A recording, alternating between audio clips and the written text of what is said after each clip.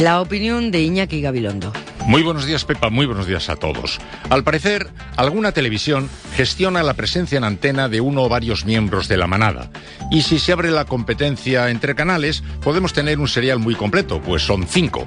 Si ya su puesta en libertad provisional fue muy discutible, pues hay 200 reclusos en su misma situación que no tuvieron ese beneficio, organizarles una gira promocional sería el colmo de la insensatez. Porque su mercancía argumental es veneno. Venden como normal lo que no puede serlo. Por lo que se probó en el juicio, los 5 condenados no tienen conciencia de haber hecho nada malo, no se arrepienten de nada, porque para ellos lo que pasó fue normal. Y eso nos permite penetrar en su cerebro enfermo y descubrir qué es para ellos la normalidad, qué es para ellos una mujer y qué es para ellos el sexo. Si todo fue una fiesta sexual consentida, en ambiente de jolgorio y regocijo, como escribió en su voto particular el inaudito magistrado Ricardo González, ¿por qué al finalizar tan alegre francachela no se fueron todos juntos, tan amigos, a tomar un cafecito, o se despidieron con un par de besos intercambiándose direcciones? ¿Qué fin de fiesta compartida es esa que acaba con el robo del móvil y con la chica abandonada llorando en un banco? Solo quienes piensan que una mujer es simplemente un objeto, un recipiente, un pelele, pueden considerar normal ese desenlace de la fiesta, usar y tirar en cualquier sitio, como hacen con los desperdicios de la comida o las botellas vacías. Esa mentalidad, la que considera normal lo ocurrido, es la que demuestra que tenemos un problema muy serio en la sociedad. Y esa mentalidad no puede ser aireada, no se le puede poner altavoces. Sería como distribuir droga dura gratuitamente a gran escala ante nuestros propios ojos. Confiemos en que en buen juicio se imponga y no hagamos el disparate de bañar en oro y en popularidad a unos jóvenes bárbaros, ejemplo perfecto de lo que estamos intentando esforzadamente erradicar. En la cadena SER, Hoy por Hoy, con Pepa Bueno. Pues vamos con ello, con el menú de hoy, mañana de lunes en Hoy por Hoy, con Lola García, que está en Radio Barcelona. Buenos días, Lola. Hola, muy buenos días. Con Pablo Simón, aquí a mi lado, en Radio Madrid. Buenos días. Hola, buenos días. Y Antón Losada en Radio Coruña. Buenos días. Buenos días.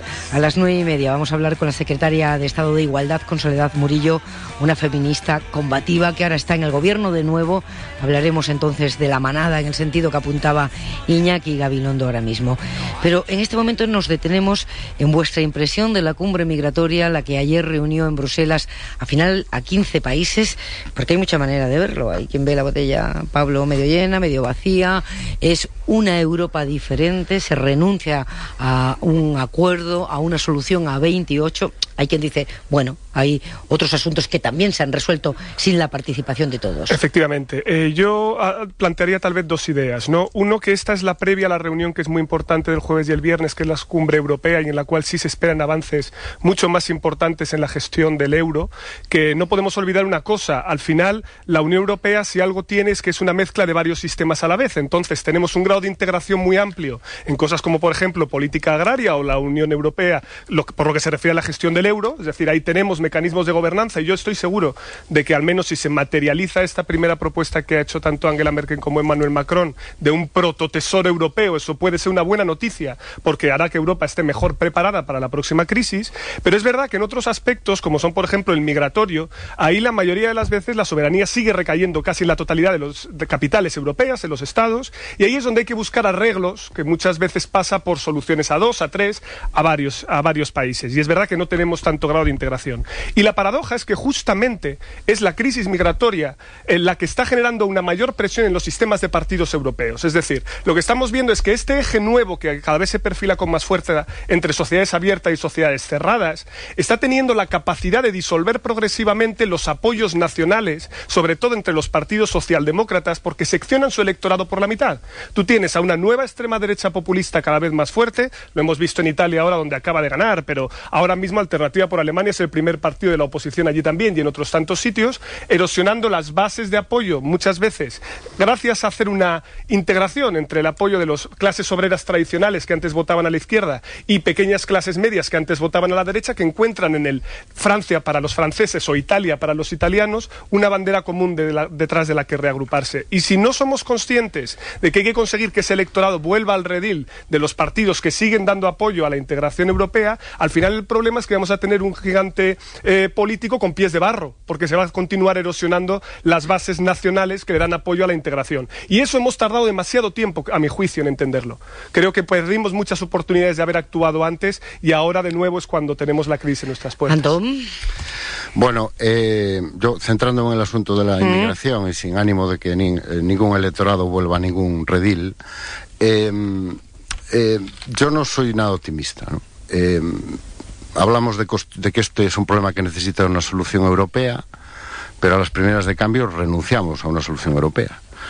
Y estamos dispuestos ya a que sean soluciones bilaterales o sean soluciones donde entre solo un grupo reducido de países, ¿no? Lo cual, cuanto menos me resulta la primera contradicción, ¿no? La segunda es que seguimos en la estrategia de la contención. Intentamos resolver este problema conteniéndolo. Vamos a ver si contenemos a los inmigrantes. Compramos completamente el discurso de la ultraderecha de que hay una invasión, y esto es una emergencia y hay que pararla cuanto antes.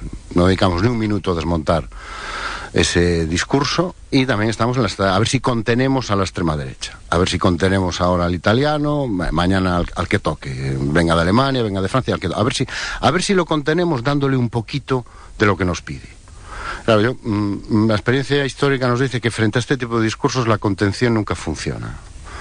Y que hay que articular un discurso diferente, un relato diferente y cuestionar completamente ese discurso, no aceptarlo, aunque sea parcialmente, no buscar una solución humanitaria que nos permita, digamos, lavar nuestra conciencia y al mismo tiempo no arriesgarnos desde el punto de vista electoral. Ya hubo un discurso alternativo, lo puso Angela Merkel en su momento, y bien que le costó. Que le está costando todavía. Bueno, pues a lo mejor es el momento de que otro lo ponga encima de la mesa. Y que ponga encima de la mesa lo que llevamos 2 semanas reclamando. O por lo menos es lo que yo he oído reclamar, por ejemplo, este gobierno. Una solución europea. Bueno, pues hasta que pongamos un discurso alternativo, un relato alternativo y una política alternativa que plantee esto como lo que es, como una oportunidad, y no como una avalancha que hay que detener a toda costa. Y mientras no hagamos un discurso de dignificación de las políticas migratorias, convertirlas en un recurso, en una oportunidad, y no en una desgracia que tenemos que evitar, vamos a ir de derrota en derrota hasta la derrota final. Sí, porque en este momento, además, si nos atenemos a los datos que son objetivables, lo que tenemos es una crisis de la gestión migratoria, no una crisis migratoria. Los datos dicen que el número de personas que han pedido asilo en el conjunto de Europa el año pasado es un 44% inferior. Claro. Y en Alemania en concreto un 70% menos. Es decir, hay un problema de la gestión migratoria, Lola. Sí, ahora mismo no es que estemos sufriendo esa avalancha, ¿no?, de la que nos hablan los partidos de extrema derecha. Pero actuamos como si la estuviéramos sufriendo. Sí, efectivamente, tienes toda razón. Yo creo que hay varios aspectos en todo esto. Por un lado, a mí me ha preocupado un poco todo esto de los centros de internamiento fuera y dentro, la verdad, de las fronteras europeas. Creo que eso se hace en Australia y no en algunas islas cerca del continente australiano para internar allí a los inmigrantes, clasificarlos, en fin, considerar si son refugiados o no.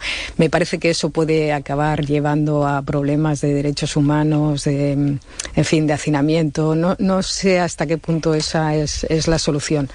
Han empezado por ponerle un nombre que despista, ¿no? Plataforma de desembarco. Sí, pero son centros de detención, por decirlo suavemente, ¿no? Ese tipo de soluciones me parece que, en fin, son inéditas en el caso europeo. Veremos por dónde van, pero tienen detrás una carga muy complicada y una gestión muy complicada. Después me alegra que Europa, en fin, se ponga manos a la obra con este tema. La doble velocidad que pueda haber en Europa efectivamente está siendo muy complicado. Los intereses de cada país son muy diferentes y no me preocupa tanto que haya esa doble velocidad. Prefiero esa doble velocidad de un grupo de países de 17 en lugar de los 28, que no pues que Merkel y Macron lo manejen todo y después nos digan lo que tengamos que hacer.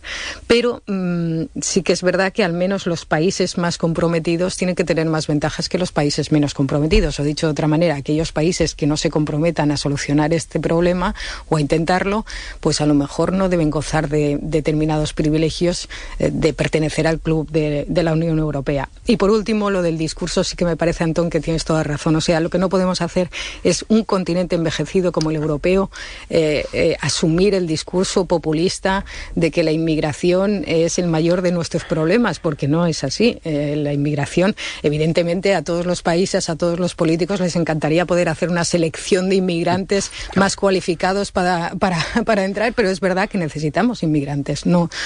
Y en la medida en que Europa pueda salir un poco más de la crisis, pues va a necesitar inmigrantes, es así. Sí, de hecho, solo también por recoger lo que decía Antón, ¿no? Esto del redil. Cuando hablaba del redil me refería sobre todo a los partidos europeístas, lo digo porque los hay de todo corte y pelaje, pero eso a quien interpela es a los partidos que defienden la Unión, no los que están en contra. Pero sí que es verdad que la salida de los CIE sigue presentando muchos problemas porque hemos visto sentencias judiciales, también en España, por lo que compete a la gestión que vemos aquí, y que no podemos ignorar un hecho. Los centros de detención de inmigrantes que estamos viendo aquí dan la impresión de que es un delito penal el hecho de que vengan inmigrantes, pero es que es una falta administrativa, vamos a ver si lo entendemos. Pero eso tampoco obsta a otro problema en términos de integración, porque hablamos de las cifras y eso es muy importante, pero no olvidemos una cosa: desde que llegaron los refugiados de Angela Merkel a Alemania, tan solo el 17% de ellos, según datos de Eurostat, han encontrado empleo en los últimos 5 años. Lo que digo es que las políticas van más allá solo de decidir cómo gestionamos los flujos, que también, sino también cómo hacemos políticas efectivas para su integración, y eso cuesta dinero, y eso interpela también a las decisiones que se tomen desde los agentes. Pero hablamos de gestión todo el rato, ¿eh? Claro, de totalmente. Antes de la gestión y antes de las políticas tiene que haber una idea que soporte todo eso, una visión. Porque las políticas, sin una política detrás, sin un discurso político, sin una visión, pues acaban convirtiéndose en lo que estamos viendo, un conjunto de parches pegados uno tras otro, sin ningún criterio. Que ahora rescatamos, ahora no, ahora lo recibimos, ahora no, ahora nos fotografiamos con el italiano, pasado mañana no. Y lo importante es la idea que sustenta todo eso. Y es la idea lo que está fallando, porque lo que estamos viendo, lo que hemos visto en esta cumbre, básicamente es asumir el discurso que nos llega de Italia. Humanizarlo, darle un toque humanitario, presentarlo con una neolengua que lo haga más asumible, pero básicamente es ese mensaje que es: vienen a millones, vienen a millares y tenemos que detener y ordenar esto como sea. Y lo que necesitamos es otro discurso político, otra idea, otra visión, que era lo que en su momento puso encima de la mesa Angela Merkel. ¿Y por qué le está costando? Porque la dejamos sola. La dejamos sola a todos. La dejaron sola en Alemania y la dejamos sola fuera de Alemania. Como dejamos sola a Italia. ¿Te acuerdas cómo discutíamos el otro día sobre Matteo Renzi? Bueno, yo... Ya, claro, no puedes tomar... Yo sí lo quiero reabrir por una razón muy sencilla. Porque es muy importante recordar que hay que darles apoyo. millones de euros en ayudas para la política migratoria. El segundo país en más solicitudes. El segundo país en solicitudes de asilo. Es el primer preceptor en ayudas. Pero si el problema... Claro, pero es que es el segundo país en términos de llegadas. Porque tiene enfrente un Estado fallido, Antón, que es Libia, que es que no, al fin y al cabo no permite gestionar los flujos. Así de emocionante lo dejamos, lo retomamos enseguida. Jordi Fábrega, ¿cómo abre la bolsa? Pues de momento con caídas. El IBEX 35 está retrocediendo algo más de un 0,7% y se sitúa ahora mismo algo por encima de los 9.700 puntos. En la cadena SER, Hoy por Hoy, con Pepa Bueno. 9:22, 8:22 en Canarias. Antes de entrar en el capítulo de La Manada, podemos hablar con una senadora de Izquierda Unida que ha estado desde ayer por la tarde y toda la noche en uno de los barcos de la ONG alemana Lifeline. Esa senadora se llama Vanessa Angustia. Buenos días. Buenos días, Pepa. Buenos días a todas. Y ahora mismo está en La Valeta, ¿verdad? En la capital de Malta. Pues sí, hemos pasado la tarde de ayer y hasta la madrugada hemos estado en el Lifeline, uno de los dos barcos que ahora mismo está a solo 25 millas de la costa maltesa. El otro barco es un carguero de la Alexander Maersk que tiene 113 personas a bordo.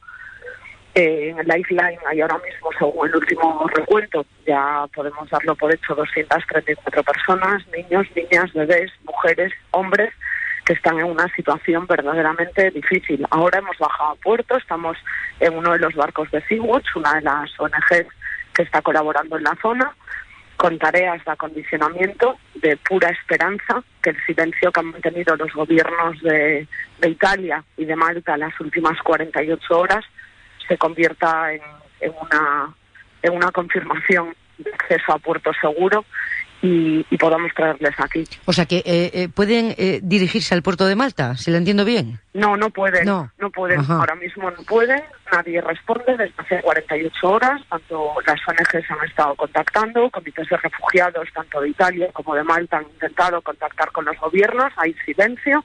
Se pasan la pelota. Malta dice que tiene que hacerlo Italia dice que lo haga Libia directamente no dice nada, y mientras tanto hay 350 vidas en riesgo, con una previsión de mal tiempo para mañana que pone ya en riesgo inmediato las vidas de todas esas personas. ¿Y cuál es la situación dentro del barco? ¿Hay alimentos, hay medicinas para atender a todas esas personas?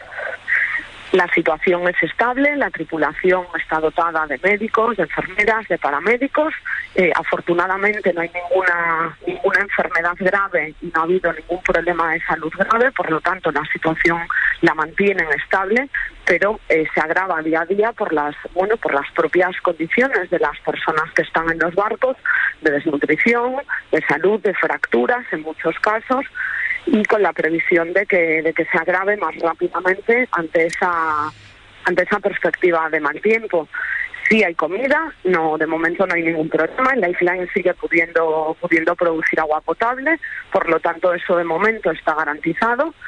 Si fuese necesario, sí esperamos que esa llamada se responda, igual que hace 3 días Malta respondió enviando víveres, pero la solución es sacarlos del mar. Un barco con capacidad para 50 personas que lleva 200 y pico a bordo, de todas las edades, niños, bebés, mujeres, hombres, y en las condiciones que nos cuenta Vanessa Angustia. Muchas gracias por servir de reportera en este momento a la cadena SER y dar testimonio de lo que está pasando en el agua aquí al lado del Mediterráneo. Gracias a vosotros y a vosotras.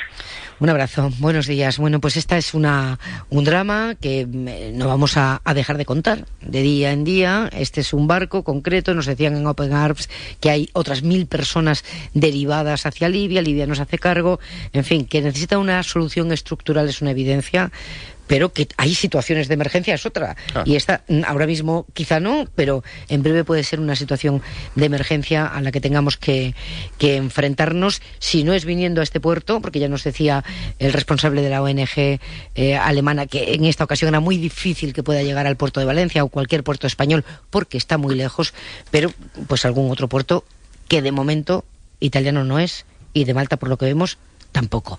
Son las 9:27, 8:27 en Canarias. La SER viene contando esta mañana, Lola, que la comisión de expertos del Ministerio de Justicia, aquella que fue tan polémica porque inicialmente se planteó con 18 hombres y 3 mujeres, que finalmente es paritaria, y que tiene hasta el mes de noviembre para redefinir los delitos sexuales en España, se plantea suprimir el de abuso, porque creen que genera confusión. Que genera confusión es una evidencia, porque el caso de la manada es un buen ejemplo, ¿no? Desde luego.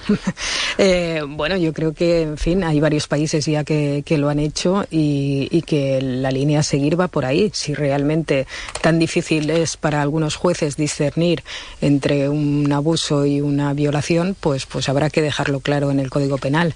De todas formas, creo que en el caso de este tribunal es que va más allá de eso, de una mera percepción de interpretación del Código Penal, que es lo que yo pensaba que era el problema originario, porque ahora es que nos hemos encontrado con que el propio tribunal se enmienda a sí mismo.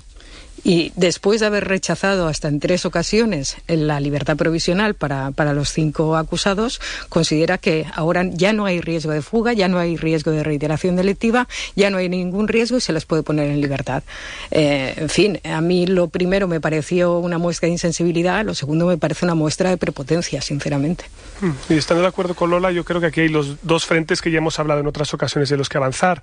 En la modificación del Código Penal para adecuarlo al Convenio de Estambul, a propósito de que la ausencia de consentimiento implica violación, y es algo que, insisto, está en vigor ya en varios países y por lo tanto no se está hablando de nada que vaya más esto que muchas veces se ha hablado del populismo punitivo. Aquí de lo que se está hablando es la clarificación del tipo penal, un tipo de cambio de nomen juris, y luego por otra parte la línea que también se ha avanzado, ¿no? Esta cuestión de la necesidad de recualificación o formación de nuestra magistratura en sensibilidad de género, que casi se podría hacer extensivo en general. Es que hace falta recualificar mejor a nuestro sistema judicial. Pues a propósito de la formación de los jueces, Soledad Murillo, buenos días.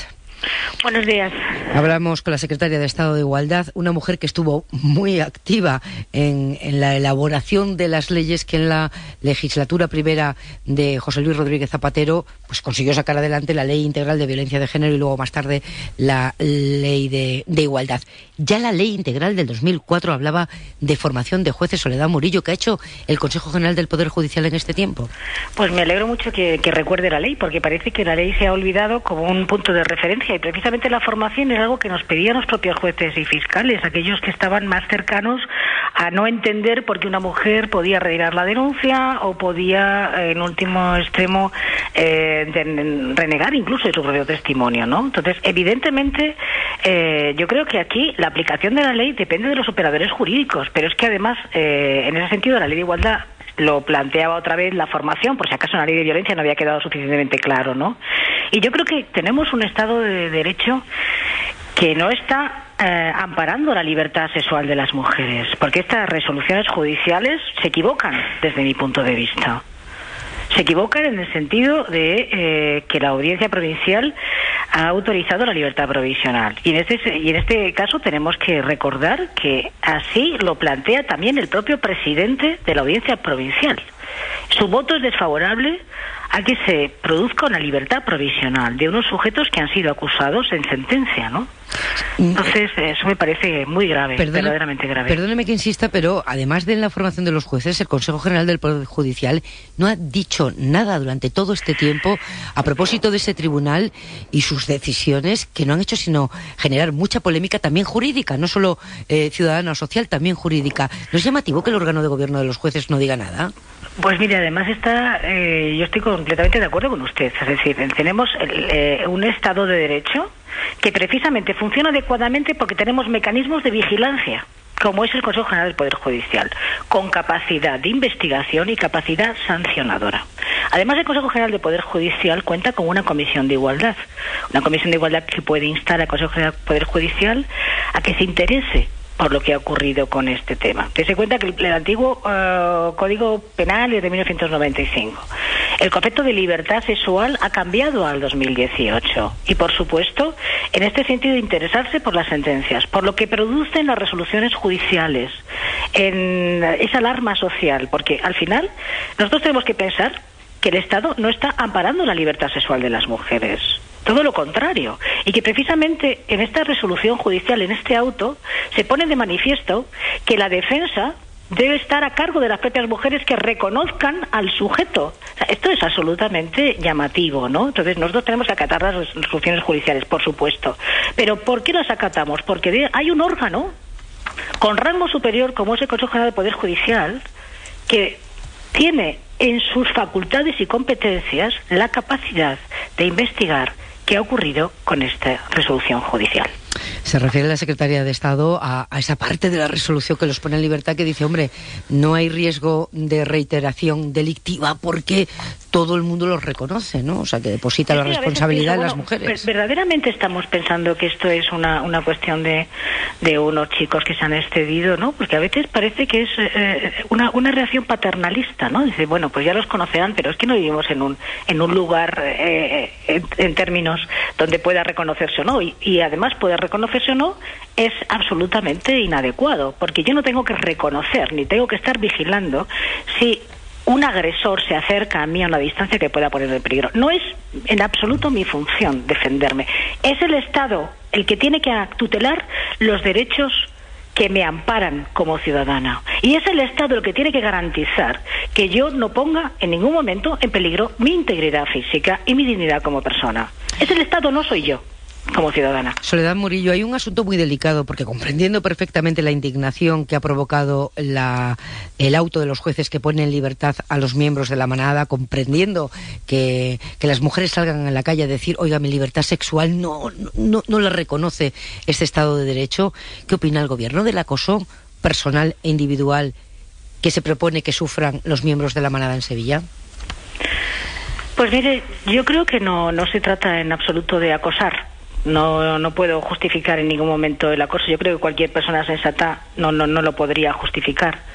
Lo que tenemos que pensar es ¿qué papel cumplen los medios de comunicación en este sentido también cuando el abogado de los miembros de la manada está permanentemente en todas las televisiones alzando su voz y planteando que en absoluto hubo resistencia y temas parecidos? ¿Qué vamos a pensar si mañana los miembros de la manada son requeridos por alguna televisión para preguntarles qué sucedió con eso? ¿Ustedes se imaginan que pudiera hacerse en cualquier otro caso, por ejemplo, de extrema violencia, donde se preguntara a una persona terrorista qué pasó por su cabeza cuando tuvo que apuntar una nuca? No tiene ningún sentido, no lo tiene. Entonces yo creo que hay que pedir responsabilidad, tanto en la ciudadanía, en el sentido de no vamos a justiciar y a linchar.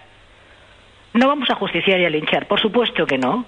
Es evidente que también vamos a tener cierta cautela y cierta vigilancia con respecto a los medios de comunicación, porque la visibilidad de un abogado, la visibilidad también de los posibles, porque todavía no se ha producido, pero las posibles intervenciones de los miembros de la manada dejan a la víctima y a todas nosotras con una enorme indefensión.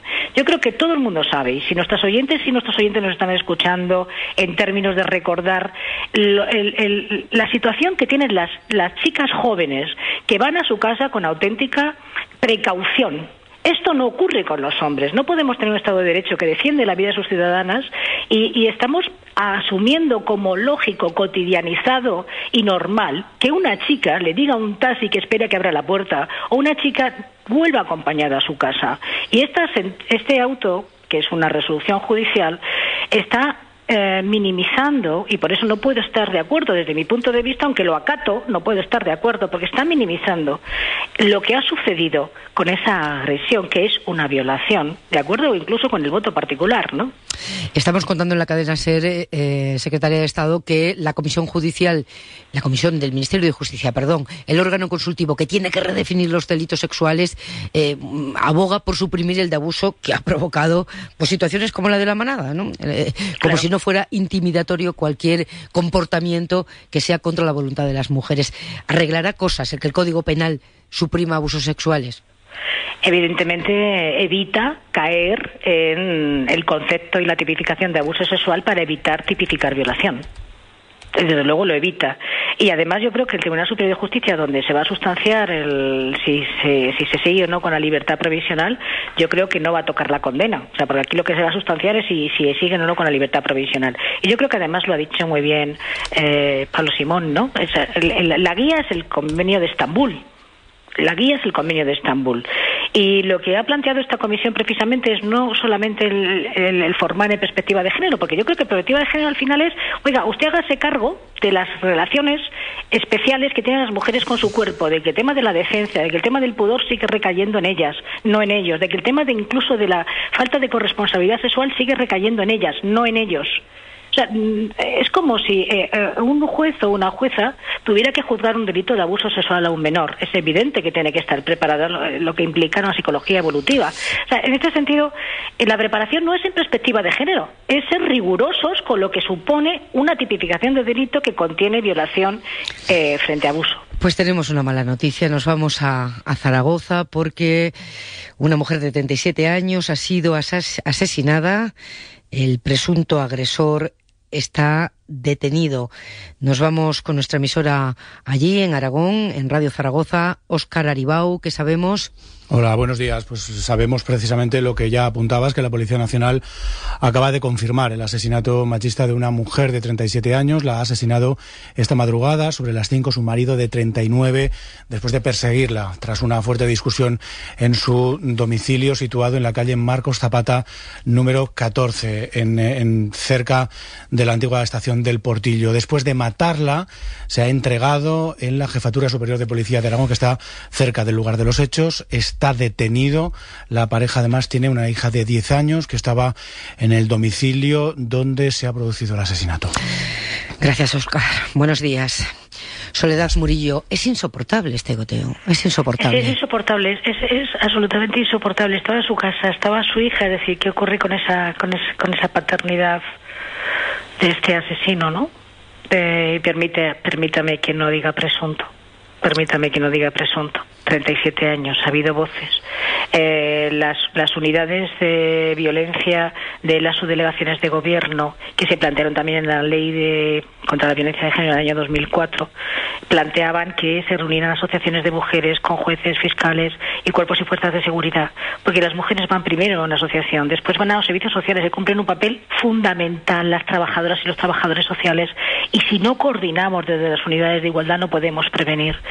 Y en este sentido quiero añadir también que en el Pacto de Estado ya no era un requerimiento importante la denuncia, un Pacto de Estado que se ha quedado absolutamente incumplido por parte del anterior gobierno y que nosotros estamos trabajando contra el reloj precisamente para revitalizarlo, ¿no?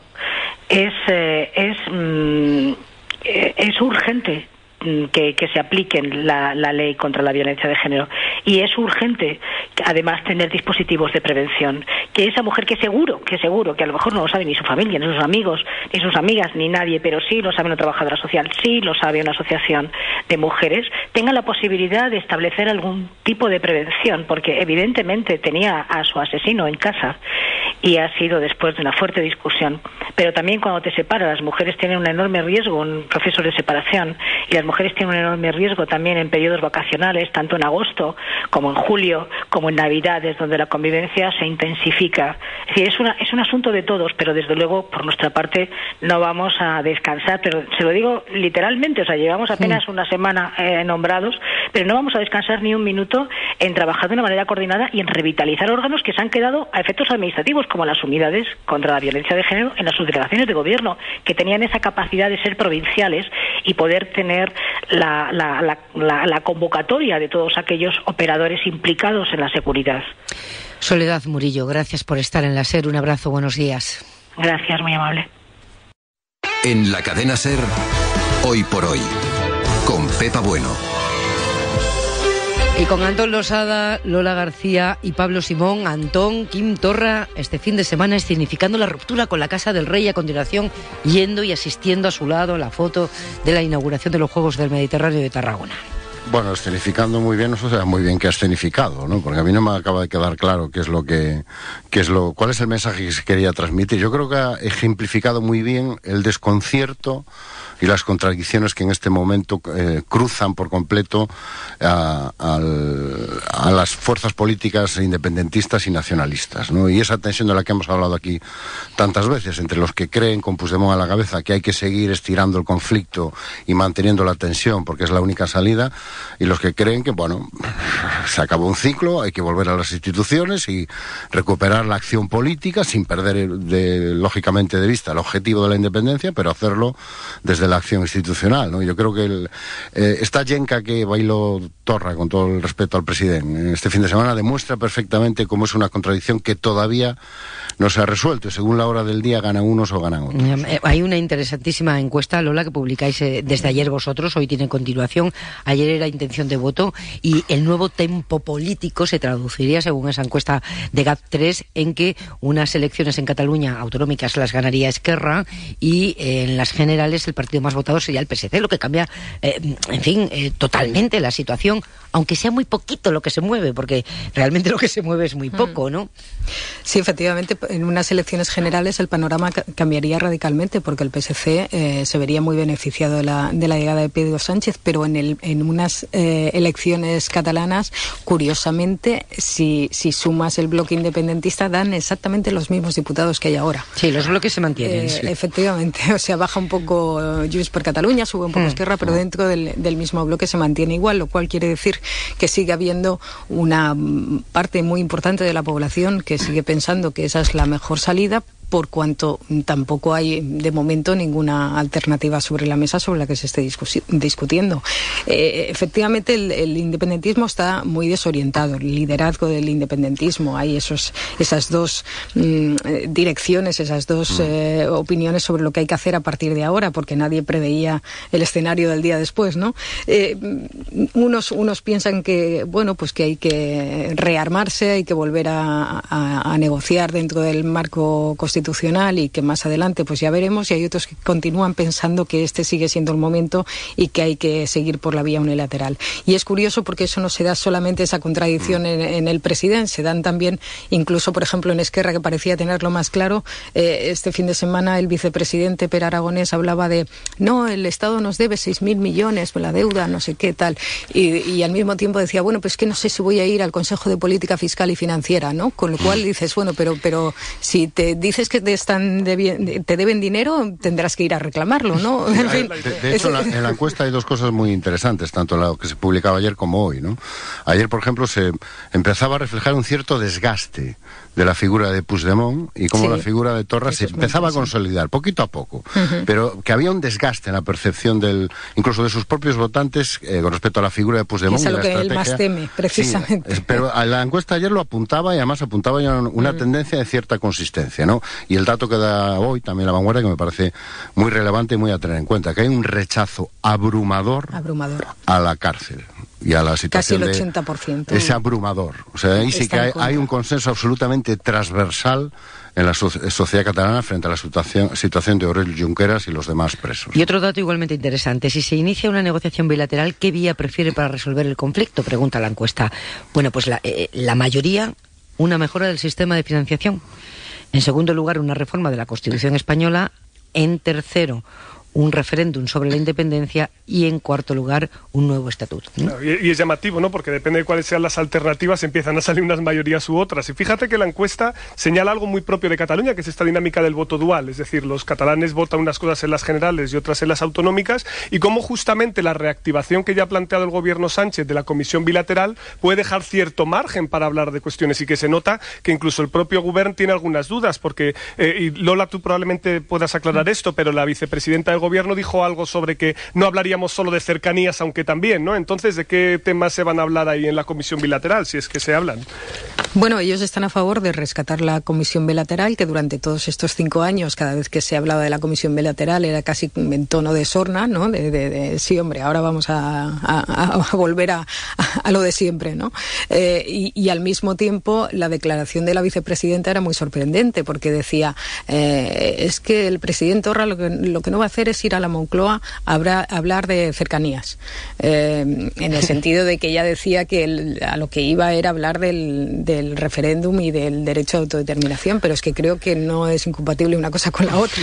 Se puede hablar de las dos cosas, ¿no? Pragmatismo se abre camino, pues. Antón Losada, Lola García, Pablo Simón, buena semana. Igualmente, un abrazo. Adiós. Buenos días. Hasta luego.